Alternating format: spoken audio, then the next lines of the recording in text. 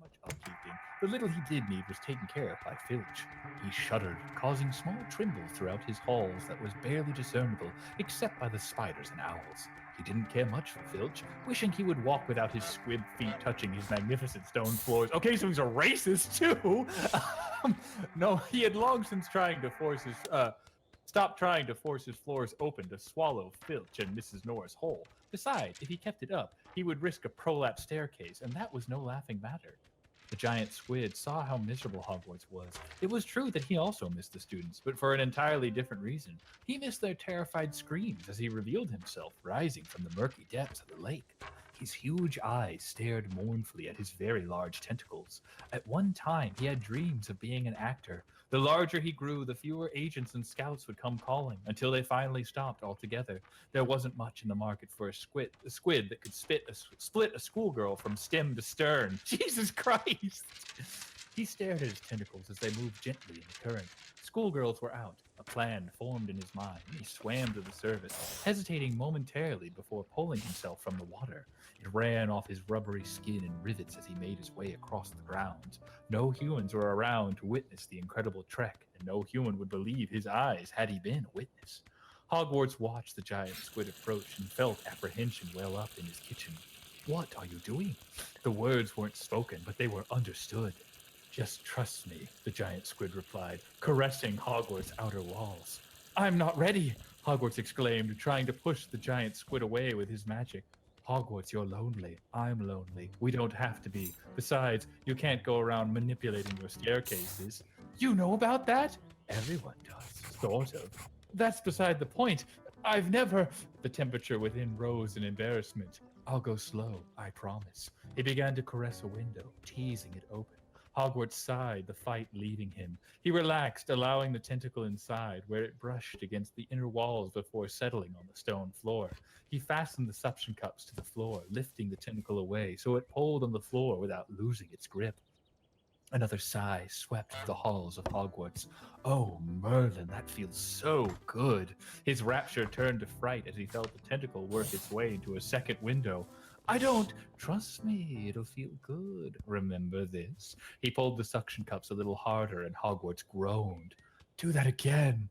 The giant squid complied, and as he did so, thrust his second tentacle in.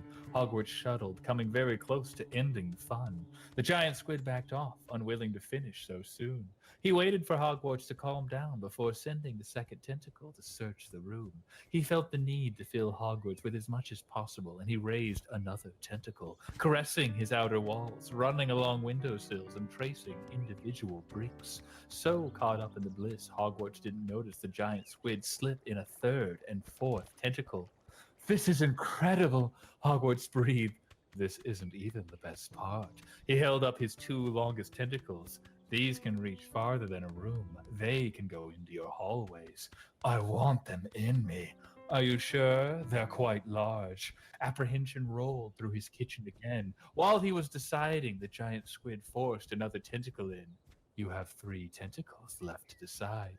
What happens if I don't? In response, the giant squid slid a 6th into another window.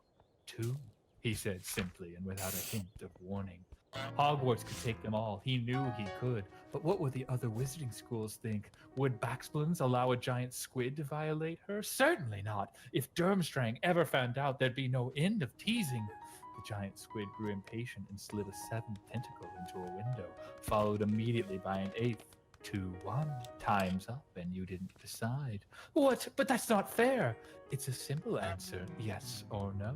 Now I'll have to punish you. And with that, he struck Hogwarts square on the outer wall with a paddle-like tentacle. Hogwarts yelped and tried to squirm away, but the tentacles had his foundation held firm. The giant squid struck him with the other. Again and again, he spanked the naughty wizarding school until he sobbed for the giant squid to stop. And still he spanked. The giant squid finally stopped, but Hogwarts didn't have any time for reprieve before the giant squid forced his extra long, spanking tentacles into 2 separate windows. They slid through the room and forced the doors open, the pain only adding to Hogwarts' pleasure. The tentacles were in the hall now, massaging the long, stone tunnels. This was incredible, the giant squid thought. He really should have done this ages ago.